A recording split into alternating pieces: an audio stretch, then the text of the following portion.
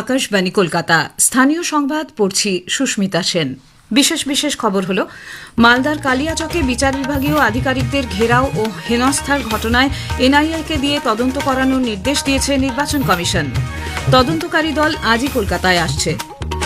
বিধানসভা নির্বাচনের দ্বিতীয় দফার জন্য মনোনয়ন জমা দেওয়ার আজ দ্বিতীয় দিন। প্রথম দিনে গতকাল প্রার্থীপদ দাখিল করেছেন বিরোধী দলনেতা শুভেন্দু অধিকারী সহ বেশ কিছু হেভিওয়েট নেতা। রাজ্য সরকার সচিব পর্যায়ে একাধিক রদবদল করেছে। দমদম জংশন স্টেশনের নন ইন্টারলকিং কাজের জন্য আগামীকাল ও রবিবার শিয়ালদা ডিভিশনের বেশ কিছু লোকাল ট্রেন বাতিল করা হয়েছে। আইপিএল ক্রিকেটে কলকাতা নাইট রাইডার্স সানরাইজার্স হায়দ্রাবাদের কাছে ৬৫ রানে পরাজিত হয়েছে। আসছি বিস্তারিত খবরে। মালদার কালিয়াচকে বিচার বিভাগীয় আধিকারিকদের ঘেরাওয়ের ঘটনায় এনআইএকে তদন্তের নির্দেশ দিয়েছে নির্বাচন কমিশন। সুপ্রিম কোর্টের নির্দেশ মেনে জাতীয় তদন্ত সংস্থাকে এই ঘটনার তদন্তভার দেওয়ার জন্য গতকাল আনুষ্ঠানিকভাবে চিঠি পাঠানো হয়। নির্বাচন কমিশনের তরফে পাঠানো চিঠিতে জানানো হয়েছে, সুপ্রিম কোর্টের গতকালের নির্দেশ অনুযায়ী এই ঘটনায় নিরপেক্ষ তদন্ত জরুরি। সেই নির্দেশের প্রেক্ষিতে এনআইএকে তদন্ত শুরু করার অনুরোধ করেছে নির্বাচন কমিশন। আগামী ৬ এপ্রিল পরবর্তী শুনানির দিন তদন্তের একটি প্রাথমিক রিপোর্ট শীর্ষ আদালতে জমা দিতে বলা হয়েছে। এই ঘটনায় তদন্তের জন্য এনআইএর একটি দল আজই কলকাতায় আসছে। মালদার কালিয়াচকে বিচার বিভাগীয় আধিকারিকদের ঘেরাওয়ের ঘটনায় রাজ্যের আইন শৃঙ্খলা পরিস্থিতি নিয়ে তীব্র অসন্তোষ প্রকাশ করেছেন মুখ্য নির্বাচন কমিশনার জ্ঞানেশ কুমার। এ বিষয়ে এক ভার্চুয়াল জরুরি বৈঠকে গতকাল রাজ্যের শীর্ষ প্রশাসনিক ও পুলিশ কর্তাদের তিনি কড়া বার্তা দেন বলে কমিশন সূত্রের খবর। মুখ্য সচিব, ডিজিপি, মুখ্য নির্বাচনী আধিকারিক, কলকাতা পুলিশের কমিশনার সহ সব জেলাশাসক ও পুলিশ সুপারদের নিয়ে দীর্ঘ সময় ধরে চলা এই বৈঠকে মুখ্য নির্বাচন কমিশনার স্পষ্ট জানিয়ে দেন যে মালদার ঘটনার পুনরাবৃত্তি হলে সংশ্লিষ্ট আধিকারিকদের বিরুদ্ধে কঠোর ব্যবস্থা নেওয়া হবে। মালদার জেলাশাসক ও পুলিশ সুপারের ভূমিকা নিয়েও প্রশ্ন তোলেন তিনি। কয়েক ঘণ্টা ধরে অশান্তি চললেও কেন কোনো সিনিয়র আধিকারিক ঘটনাস্থলে ছিলেন না তা নিয়ে তীব্র ক্ষোভ প্রকাশ করেন এবং আগে থেকে কেন প্রতিরোধমূলক ব্যবস্থা নেওয়া হয়নি তা নিয়ে ডিজিপিকে তিনি প্রশ্ন করেন। ইতিমধ্যে পুর ও নগরোন্নয়ন দপ্তরের প্রধান সচিব মোহাম্মদ গুলাম আলী আনসারিকে মালদা ডিভিশনের কমিশনার করে পাঠানো হয়েছে। নিরাপত্তা নিয়েও কড়া অবস্থান নিয়েছে কমিশন। নির্দেশ দেওয়া হয়েছে, প্রকৃত প্রয়োজন ছাড়া কাউকে নিরাপত্তা দেওয়া হবে না। যেসব নেতার বিরুদ্ধে জামিন অযোগ্য পরোয়ানা রয়েছে তাদের নিরাপত্তা অবিলম্বে প্রত্যাহার করতে হবে। একই সঙ্গে বিচার বিভাগীয় আধিকারিকদের নিরাপত্তা জোরদার করার নির্দেশ দেওয়া হয়েছে। কলকাতা হাইকোর্টের প্রধান বিচারপতি সুজয় পাল গতকাল সুপ্রিম কোর্টের প্রধান বিচারপতি সূর্যকান্তকে বিস্তারিত জানান। ওই ঘটনা সুপরিকল্পিত বলেও উল্লেখ করেন প্রধান বিচারপতি সূর্যকান্ত। দুই বিচারপতি জয়মাল্য বাগচি এবং বিপুল এম পাঞ্চলি ইতিমধ্যে ওই ঘটনায় আইএসএফ প্রার্থী শাহজাহান আলী কাদরি সহ মোট 18 জনকে গ্রেপ্তার করে আদালতে পেশ করা হলে তাদের 10 দিনের পুলিশ হেফাজতের নির্দেশ দেওয়া হয়। তবে আইএসএফ প্রার্থী শাহজাহান আলী কাদরি দাবি করেছেন তাকে চক্রান্ত করে ফাঁসানো হয়েছে। ঘটনার দিন তিনি সেখানে ছিলেন না। মোথাবাড়ি ঘটনায় সংশ্লিষ্ট থানায় 4টি মামলা রুজু হয়েছে বলে পুলিশ সূত্রে জানা গেছে। এদিকে মোথাবাড়ি ও কালিয়াচক এলাকায় পরিস্থিতি এখনো থমথমে। অবস্থা নিয়ন্ত্রণে রাখতে মোতায়েন রয়েছে পুলিশ ও কেন্দ্রীয় বাহিনী। প্রশাসনের পক্ষ থেকে শান্তি বজায় রাখার আবেদনও জানানো হয়েছে।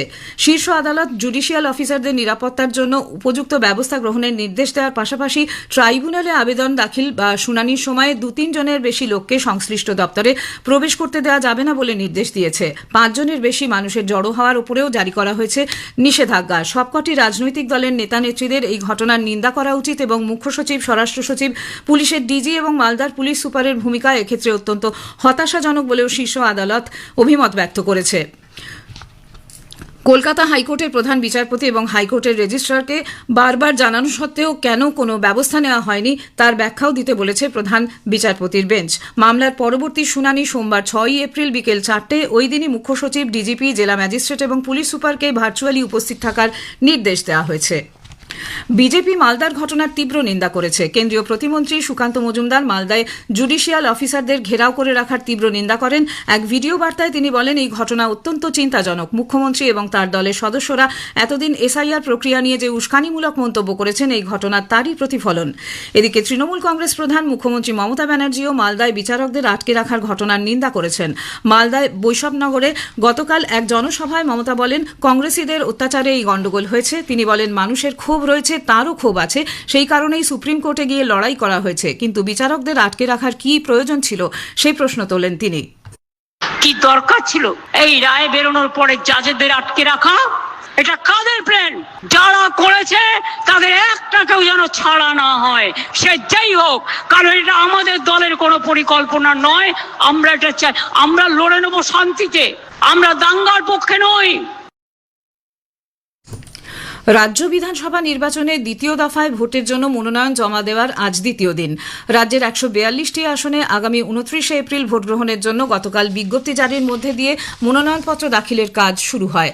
9ই এপ্রিল পর্যন্ত মনোনয়ন পেশ করা যাবে, পরদিন 10ই এপ্রিল সেগুলি পরীক্ষা করে দেখা হবে। প্রার্থীপদ প্রত্যাহারের শেষ দিন 13ই এপ্রিল। কেন্দ্রীয় স্বরাষ্ট্রমন্ত্রী অমিত শাহর উপস্থিতিতে ভবানীপুর বিধানসভা কেন্দ্রের বিজেপি প্রার্থী শুভেন্দু অধিকারী গতকাল মনোনয়ন জমা দেন। আগেই জানানো হয়েছে, ভবানীপুর ছাড়াও রাসবিহারী, বালিগঞ্জ, চৌরঙ্গী বিধানসভার বিজেপি প্রার্থীদের মনোনয়ন কর্মসূচিতে অংশ নেন প্রবীণ বিজেপি নেতা অমিত শাহ। একদিনের কলকাতা সফরে জনসভায় ভাষণ দিতে গিয়ে বাংলায় পরিবর্তন আনার ডাক দিয়ে তিনি বলেন, এই রাজ্যের ভোটারদেরই এই দায়িত্ব রয়েছে। এদিকে সল্টলেকে গতকাল নতুন এক দলীয় কার্যালয়ের উদ্বোধন করে সাংবাদিকদের প্রশ্নের উত্তরে রাজ্য বিজেপি সভাপতি শ্রমিক ভট্টাচার্য বলেন, তৃণমূল কংগ্রেস ও সন্ত্রাস দুই সমর্থক, তাদের দলীয় কর্মীরা সন্ত্রাসের আশ্রয় নেবে, এটাই স্বাভাবিক।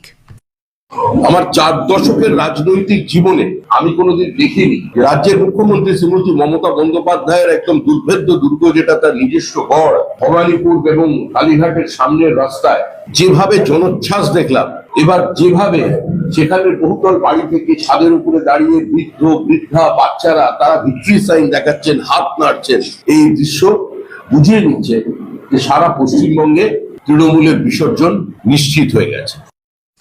মুর্শিদাবাদের বহরমপুরে জেলা শাসকের দপ্তরে গতকাল মনোনয়ন জমা দেন বহরমপুর বিধানসভা কেন্দ্রের কংগ্রেস প্রার্থী অধীর রঞ্জন চৌধুরী। জেলা কংগ্রেস পার্টি অফিস থেকে কংগ্রেস কর্মী সমর্থকদের নিয়ে মিছিল করে গিয়ে মনোনয়নপত্র জমা দেন তিনি। অন্যদিকে জেলার নওদা রেজিনগরের আমজনতা উন্নয়ন পার্টি এজেইউপি প্রার্থী হুমায়ুন কবির গতকাল দুটি কেন্দ্রেরই মনোনয়নপত্র জমা করেন। শিলিগুড়িতে গতকাল বিজেপি প্রার্থী শঙ্কর ঘোষ মনোনয়নপত্র জমা দিয়েছেন। রাজ্যে আসন্ন বিধানসভা নির্বাচনে বামফ্রন্ট গতকাল 6ষ্ঠ দফায় আরও 2জন প্রার্থীর নাম ঘোষণা করেছে। দুটি আসনেই সিপিআইএম প্রতিদ্বন্দ্বিতা করবে।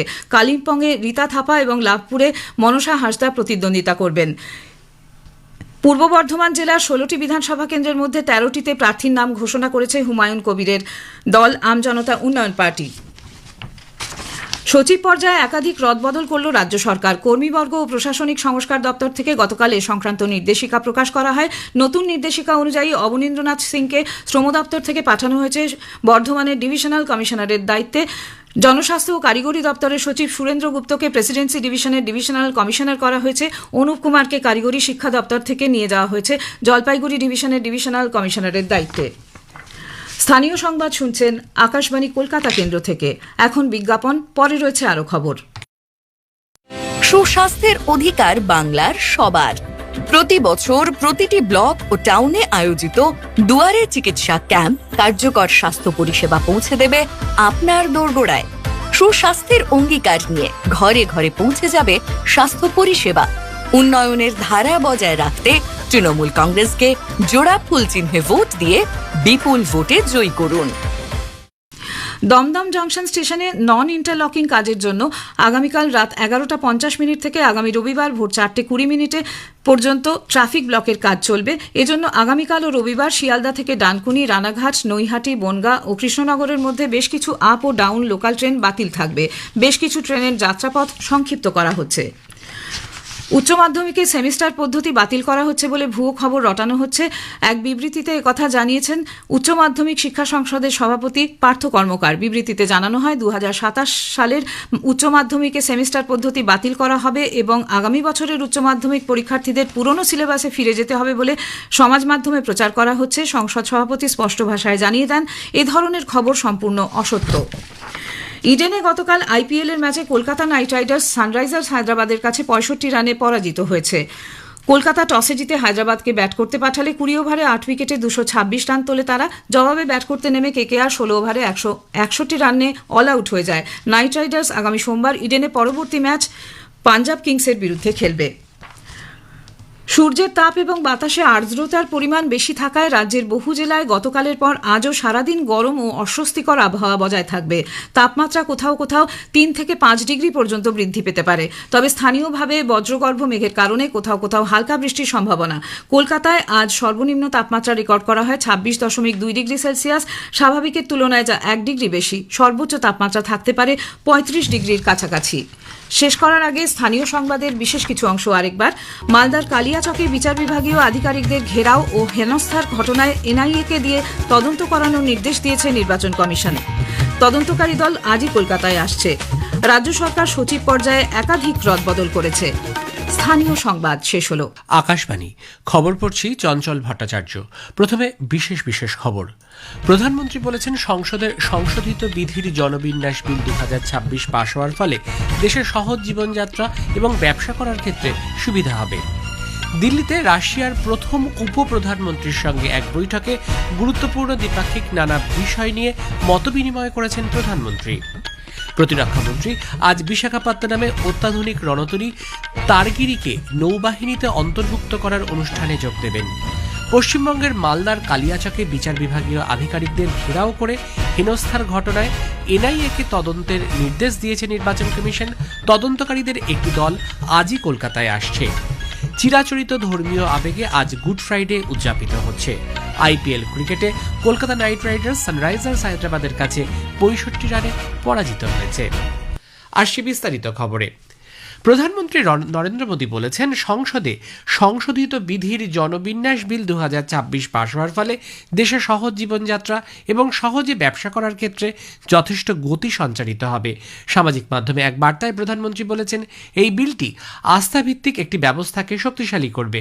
এর ফলে নাগরিকরা আরও ক্ষমতাশালী হবেন। অপ্রচলিত নিয়মকানুন ও বিধিনিষেধের অবসান ঘটবে। এই বিলটি মামলার দ্রুত নিষ্পত্তির বিষয়টি নিশ্চিত করবে।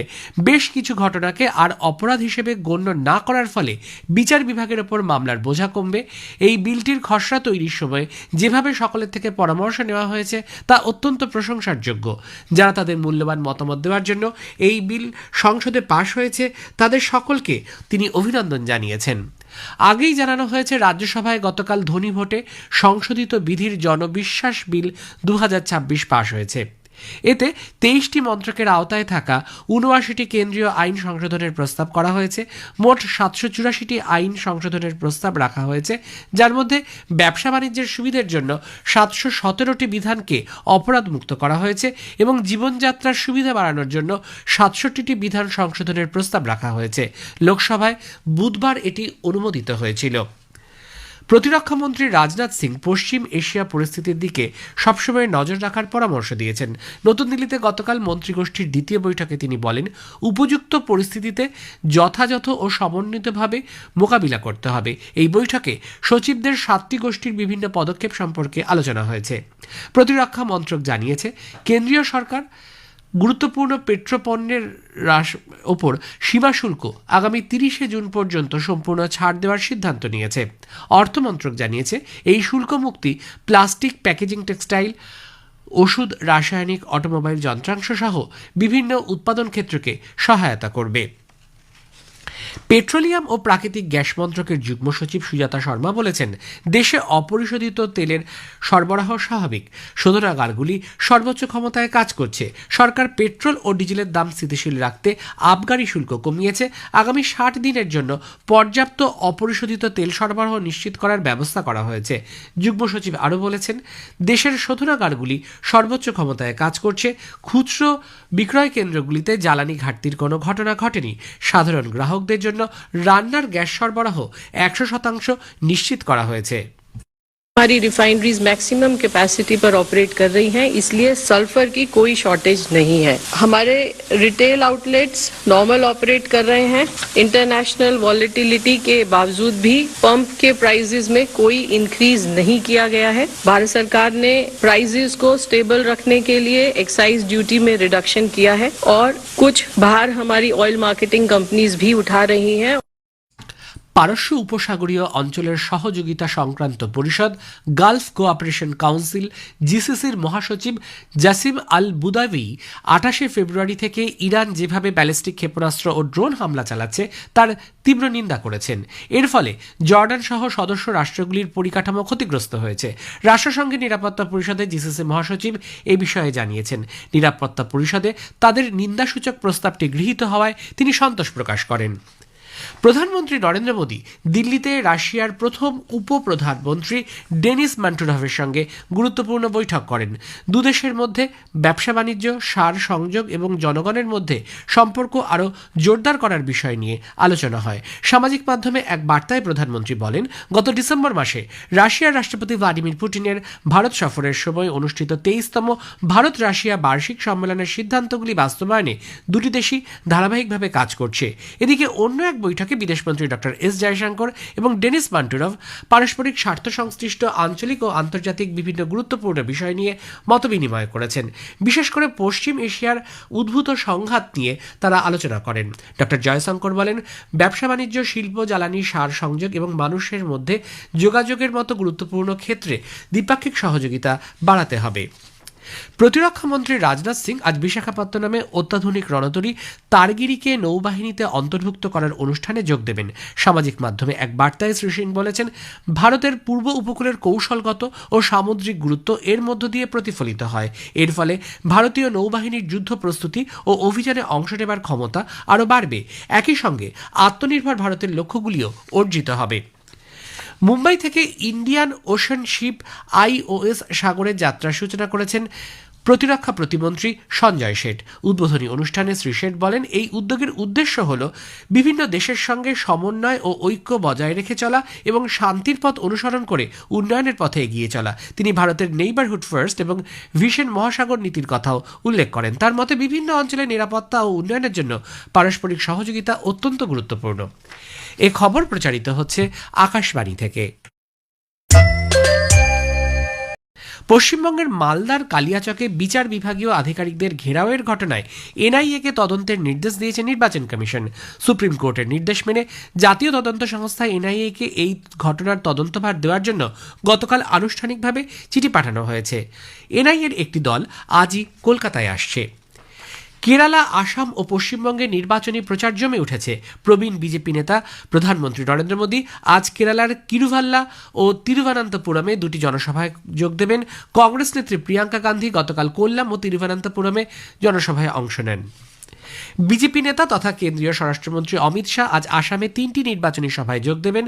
ধুবড়ী জেলার গোলকগঞ্জের রাতিয়াদহতে, দুধনইতে এবং পলাশবাড়িতে ছায়গাঁও উচ্চ মাধ্যমিক বিদ্যালয় প্রাঙ্গণে 3টি নির্বাচনী প্রচারে তিনি অংশগ্রহণ করবেন।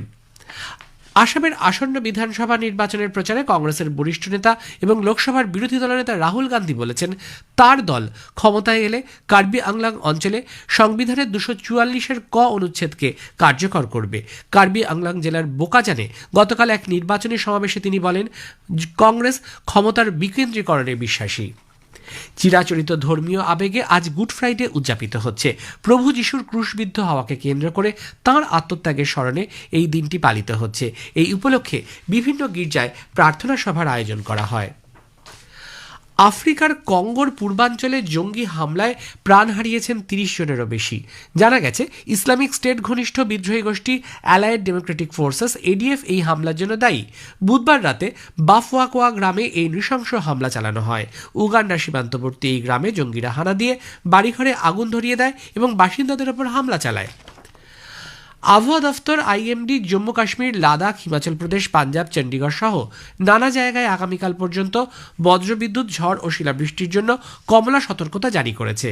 গুজরাট, বিদর্ভ, ছত্তিশগড়, ওড়িশা, তেলেঙ্গানা এবং উত্তর পূর্বের রাজ্যগুলিতে আজ বজ্রপাত ও ঝড়ের পূর্বাভাস দেওয়া হয়েছে।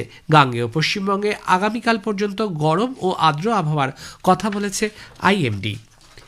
ইডেনে গতকাল IPL-এর ম্যাচে কলকাতা নাইট রাইডার্স সানরাইজার্স হায়দ্রাবাদের কাছে 65 রানে পরাজিত হয়েছে। কলকাতা টসে জিতে হায়দ্রাবাদকে ব্যাট করতে পাঠায়। হায়দ্রাবাদ 20 ওভারে 8 উইকেটে 226 রান তোলে। জবাবে ব্যাট করতে নেমে KKR 16 ওভারে 161 রানে অল আউট হয়ে যায়। এই নিয়ে পরপর দুবার ম্যাচ হারল নাইট রাইডার্স। আগামী সোমবার ইডেনে পরবর্তী ম্যাচ পাঞ্জাব কিংসের বিরুদ্ধে খেলবে কেকেআর। ভারতের আদিত্য প্রতাপ যাদব মঙ্গোলিয়ার উলান বাটরে এশিয়ান বক্সিং চ্যাম্পিয়নশিপের কোয়ার্টার ফাইনালে উঠেছেন। পুরুষদের 65 কেজি বিভাগে আদিত্য সৌদি আরবের মুসা আলহাউসাকে 5-0 ব্যবধানে পরাজিত করেন। শেষে বিশেষ খবর আরও একবার। প্রধানমন্ত্রী বলেছেন, সংসদে সংশোধিত বিধির জনবিন্যাস বিল 2026 পাশ হওয়ার ফলে দেশের সহজ জীবনযাত্রা এবং ব্যবসা করার ক্ষেত্রে সুবিধা হবে। দিল্লিতে রাশিয়ার প্রথম উপপ্রধানমন্ত্রীর সঙ্গে এক বৈঠকে গুরুত্বপূর্ণ দ্বিপাক্ষিক নানা বিষয় নিয়ে মতবিনিময় করেছেন তিনি। খবর শেষ হলো।